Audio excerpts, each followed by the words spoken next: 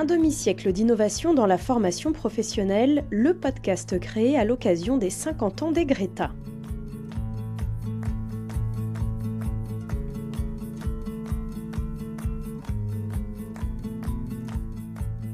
Ce qui est important, c'est de repérer que les métiers de la formation comme de l'accompagnement sont des pratiques sociales qui devraient, de mon point de vue, beaucoup plus suivre les évolutions sociétales.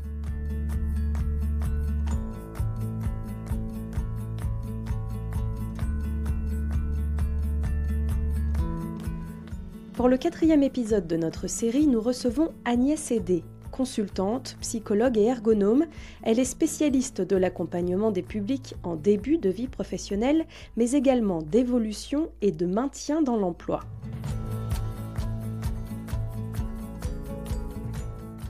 Elle nous explique pourquoi et comment les évolutions de la société rendent nécessaire une adaptation de l'accompagnement des publics en formation.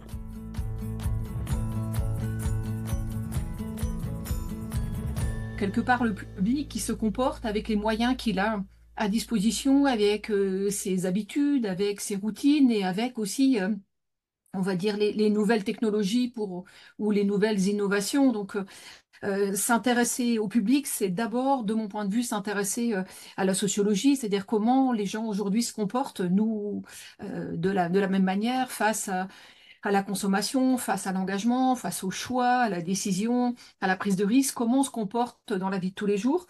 Et peut-être ce qui a un cran de retard, si je peux le dire comme ça, c'est que les institutions comme les politiques publiques restent ancrées sur comment je veux dire, leur présupposé de départ. Hein. Et il y en a un, moi, qui me parle beaucoup, c'est la place du projet.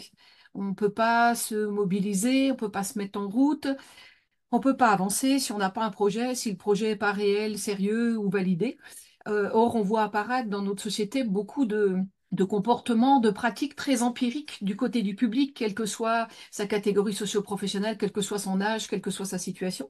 Et dans cette pratique, on voit bien que les approches sont beaucoup plus opportunistes, c'est-à-dire beaucoup plus à regarder ce qui est présent et voir comment ça pourrait nous intéresser plutôt que de se projeter loin devant avec un temps beaucoup plus court.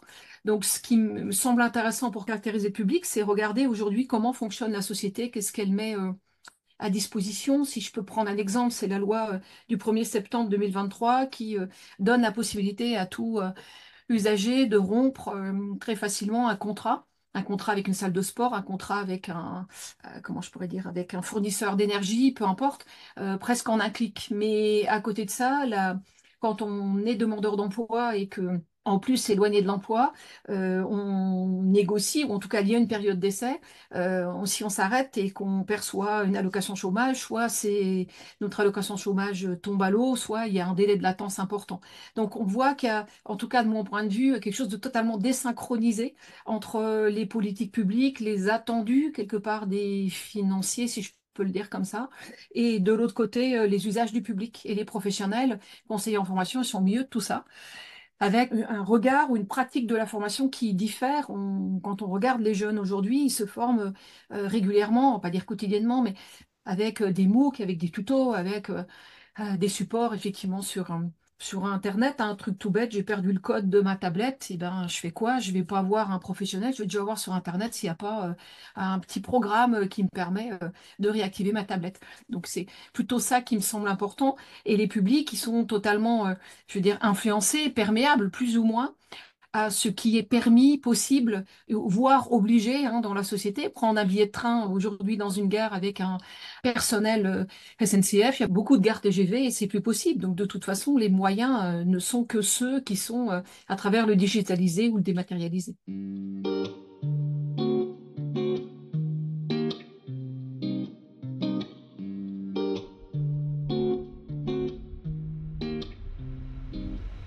On voit que pour certaines personnes, une formation, par exemple, de 9 mois, 10 mois, 12 mois, c'est impossible. Impossible parce que l'idée pour une partie du public, c'est faire quelque chose et après on verra. C'est-à-dire qu'il faut qu'il y ait la possibilité de voir la fin, hein, pas dans une logique de ligne droite, mais de segment. Donc le rapport au temps est beaucoup plus court-termiste et avec une projection moins importante. Donc, ce que j'évoquais tout à l'heure sur la place du projet, sur la motivation du public, on voit que l'engagement, il est lié à ce que ça puisse se faire dans pas longtemps pour une majorité des personnes accompagnées, qu'elles soient demandeurs d'emploi ou actifs occupés. C'est pas, on retrouve les mêmes choses, ou des jeunes, par exemple, accompagnés par la mission locale, avec une dimension plutôt courte. C'est-à-dire qu'il faut que ce qu'on engage, on voit les résultats tout de suite. Donc, pour se projeter, il faut imaginer que euh, ce qu'on va vivre plus tard sera mieux que ce qu'on vit aujourd'hui. Et c'est ce qu'on appelle en gros une forme de disruption, de société disruptive. C'est une société où hier n'éclaire pas aujourd'hui ou demain. C'est-à-dire c'est comme si on utilisait des lunettes du passé pour essayer de comprendre aujourd'hui et demain. Et comme tout a changé et tout a évolué de manière très très accélérée, il y a par exemple un rapport au travail. Pour une partie de la population, et quelle que soit la catégorie socio-professionnelle, le travail est un moyen et plus un but. Donc, comment il peut nourrir ma vie, comment il me permettre de mieux vivre, mais surtout, il ne faut pas trop qu'il la contraigne ma vie. Donc on voit voilà, une partie de la population qui est perçue comme feignante alors que c'est simplement le travail qui est positionné à un autre endroit, c'est-à-dire qu'un regard sur le travail qui est autrement. Et on a un rapport aussi à l'autorité qui évolue. L'autorité, génération des plus âgés était vraiment important, l'appartenance à l'entreprise c'était important. Aujourd'hui, ce qui compte, c'est la flexibilité des conditions de travail, c'est l'équilibre de vie perso-pro, parce que on est dans un monde qui n'a pas beaucoup de visibilité sur le futur. Si je vous demande effectivement dans 5 ans à quoi ressemblera notre pays, comment on fonctionnera, je ne sais pas qui est capable de le dire, alors que des décisions sont prises en fonction de la guerre Ukraine-Russie, en fonction, je sais pas, des éléments qui concernent le gaz. On a un acronyme qu'une grande partie de la population connaît, VUCA, la société qui est volatile, incertaine, complexe et ambiguë. Et quand on reprend tous ces éléments, c'est intéressant de voir comment, quelque part, on nourrit les actions qu'on met en place, les actions d'appui, que ce soit de la formation, d'accompagnement pour le public. C'est-à-dire qu'il faut au contraire qu'on absorbe la complexité, donc que nos actions soient simples, que nos actions amènent non pas des certitudes, mais comment on vit dans l'incertitude. Donc, quand on reprend ces éléments-là, on peut tirer des fils en se disant, mais c'est quoi les objectifs qu'on vise avec le public et c'est quoi la pédagogie qu'on met en place.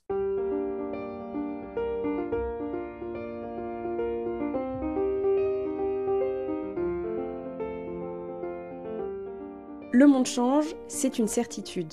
Mais dans ce contexte, comment adapter les actions d'accompagnement des publics en formation ? Agnès Hédé nous donne quelques pistes. Alors, ça oblige un grand philosophe qui s'appelle François Julien, il dit de désynchroniser. En fait, la désynchronisation, c'est essayer quelque part décoïncider aussi, il dit, c'est-à-dire que décoïncider, sortir des évidences, c'est-à-dire remettre tout à plat. Je mène souvent des travaux, en tout cas depuis quelques années en mission locale, pour essayer de penser l'offre de service. Enfin, une offre de service qui recevrait, par exemple, un groupe de jeunes pour la première fois sur une information collective qui est purement descendante, ça n'a plus lieu d'être parce que le public il reviendra pas ou peu. C'est-à-dire qu'il faut qu'on pense l'importance du professionnel, et le professionnel doit faire de l'inédit.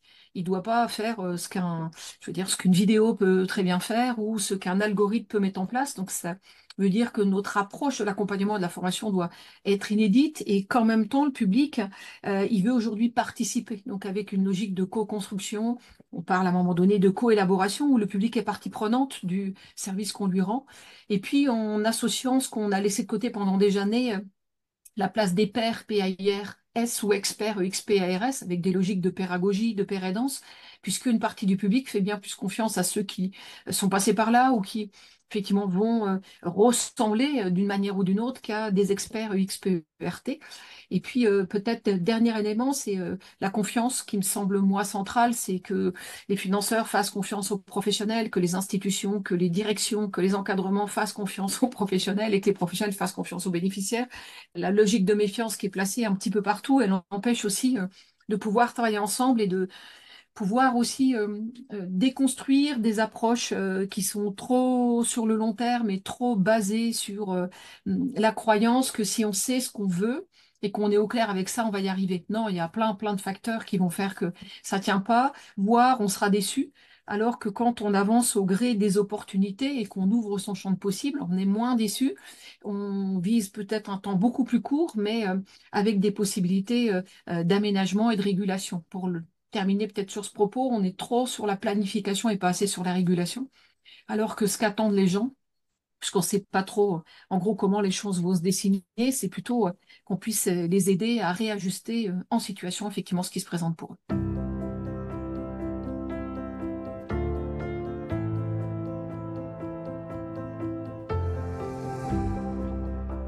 Et l'expérimentation dans tout ça? Peut-on et doit-on aujourd'hui se permettre de tester, d'oser, de tâtonner? Bah, je pense que le gouvernement y a répondu dans le cadre du plan investissement compétences avec tous les financements, que ce soit pour les publics invisibles ou publics éloignés de l'emploi, en mettant sur la table de l'argent pour expérimenter. Après, la difficulté, c'est comment on maintient, je veux dire, les expérimentations quand elles sont très efficientes, s'il n'y a plus les financements, quand on regarde la manière dont le public fonctionne. Et encore plus le public jeune, ce qu'on appelle les générations voilà, Z et Y, par nature, ils expérimentent. C'est-à-dire que soit c'est le tâtonnement, mais c'est des stratégies d'essai-erreur. Je tente quelque chose, ça va, je continue, ça va pas. Je vais regarder autre chose à côté ou je réajuste. Donc, je pense que le faire, plus que la réflexion, c'est-à-dire que vraiment les activités qui sont des activités très concrètes, en expérimentant, sont les meilleures pratiques pour les professionnels aujourd'hui comme pour les bénéficiaires. Et un professionnel d'accompagnement, c'est un professionnel qui doit inventer en situation. C'est pas un professionnel qui est programmé. L'algorithme fait ça mieux que nous. Donc, si on considère que nos métiers sont irremplaçables parce qu'ils sont utiles à la société et utiles aux personnes, il faut qu'on puisse inventer en situation, donc oser tenter, expérimenter, revenir en arrière. Et tout ça, ça veut dire aussi en laissant de la place au public pour pouvoir expérimenter. Je sais pas, surfer aussi sur l'actualité, surfer sur les jeux aujourd'hui, sur les usages du public, quelles émissions sont regardées, quels jeux sont fonctionne, pratique par exemple d'escape game, on voit bien que c'est quelque chose qui fonctionne. Peut-être que c'est un effet de mode et ça tiendra pas, mais il y a tout dans l'escape game pour que une pédagogie soit, comment je pourrais dire, attirante pour le public, avec une notion d'intrigue, avec une notion d'éphémère. On refait pas l'escape game 10 fois de suite. On le fait une fois, peut-être 2 fois pour améliorer son temps, mais on va vite effectivement aller voir autre chose. Donc je trouve qu'on a aujourd'hui des objets qui peuvent très bien être traduits dans nos pratiques d'accompagnement ou de pédagogie et qui contiennent la substance qui à la fois attire le public et lui permet de maintenir son intention. Donc l'engagement et la persévérance.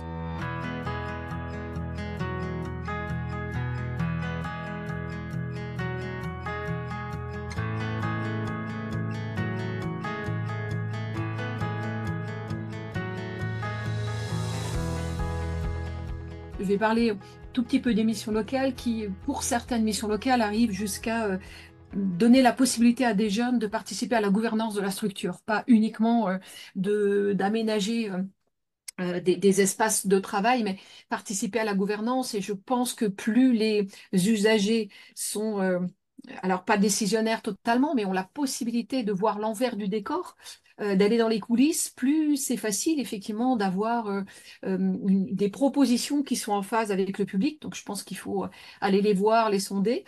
Et il faut aussi pouvoir se poser la question de comment un public peut choisir, puisqu'il a l'habitude dans sa vie de pouvoir déplacer de l'argent d'un compte à un autre compte à 2 heures du matin, de pouvoir regarder une série autant de fois qu'il a envie, n'importe où, n'importe comment. Comment la question des modalités, du multimodal, on peut effectivement l'introduire dans nos pratiques. Et je crois que le multimodal, c'est donner la possibilité de choix au public de plein de choses, hein. Après, avec des limites, évidemment, mais ça concourt à leur faire comprendre que c'est eux qui ont la main, effectivement, de cette dimension-là, mais ils pourront avoir la main du choix des modules de formation, ils pourront avoir la main aussi de l'aménagement de certains modules de formation. Je pense que cette dimension-là, elle est importante. Et puis, il faut pas oublier qu'on accompagne des publics et on les forme pour qu'ils puissent s'inclure ou en tout cas trouver une place qui a de la valeur à leurs propres yeux dans la société et que le marché du travail, il est en train de bouger. Donc, je pense aussi que dans les pratiques innovantes, c'est comment on associe les employeurs, pour le dire très simplement, à de nouvelles pratiques, la possibilité pour eux d'expérimenter et de voir comment les choses peuvent se dessiner autrement. Et si j'illustre ce qui se pratique dans plusieurs missions locales aujourd'hui, avec bien évidemment une mission locale qui a créé ça, un The Voice, l'idée de s'emparer des missions et d'avoir des employeurs qui sont retournés, qui ne voient pas les jeunes qui sont préparés pendant à peu près une semaine pour pouvoir évoquer non pas leur parcours, mais comment ils pourraient être utiles à une entreprise et que les employeurs se retournent. S'ils ne se retournent pas, ils doivent le justifier. S'ils se retournent, bah, ils doivent expliquer effectivement ce qui a fonctionné et essayer de faire un bout de chemin, notamment avec les jeunes. On voit que c'est des pratiques vraiment très intéressantes. Alors, on parle de pédagogie inversée, mais là, ça veut dire qu'on prépare les personnes à parler un peu de leur talent, de ce qu'elles pourraient effectivement vendre. Donc, dans une logique d'offre de service et plus de CV. Puis, le dernier élément qui me semble important, c'est pas oublier l'intelligence artificielle, autant dans la formation que dans l'accompagnement. Moi, je donne pas cher à la lettre de motivation, en tout cas pas une longue vie. Je sais pas si elle survivra à 2024, parce que c'est là, c'est plus un monde de science-fiction, on y est aujourd'hui, et je pense que ça change la donne. Donc, soit on s'y oppose, soit on fait avec. Et je pense que là, on peut permettre au public d'être partie prenante. En tout cas de cette intelligence artificielle qui apporte, qui fait pas mieux que nous, nous professionnels. Par contre, nous, on fait mieux qu'elle dans tout ce qui n'est pas programmable. Donc, je pense qu'il faut qu'on conserve, nous, en tant que professionnels, la dimension inédite. C'est-à-dire qu'on ne sait pas ce qu'on va faire avec la personne tant qu'on l'a pas reçue et on ne sait pas comment on va aménager notre formation tant qu'on n'a pas le groupe. Donc, laisser cette part-là importante. Et puis, je pense que les personnes ont besoin qu'on absorbe, je le disais tout à l'heure, la complexité, c'est-à-dire qu'on rende simple pour elles les choses le plus simplement, en tout cas du monde. Donc, comment on absorbe cette complexité, comment on rend inédit et comment on considère les personnes comme ayant des ressources et qu'on s'appuie sur leurs ressources plutôt que de chercher à savoir ce qui leur manque et de repérer effectivement les freins. Un professionnel reste utile à condition qu'ils sont au service du public qui l'accompagne. Donc on ne peut plus accompagner aujourd'hui sans être au plus près des préoccupations du public, aussi trivial qu'elles puissent paraître. C'est-à-dire que si les préoccupations du public, c'est trouver un travail pour pouvoir rentrer chez soi, pour sortir son chien, ben, il faut qu'on s'y attelle.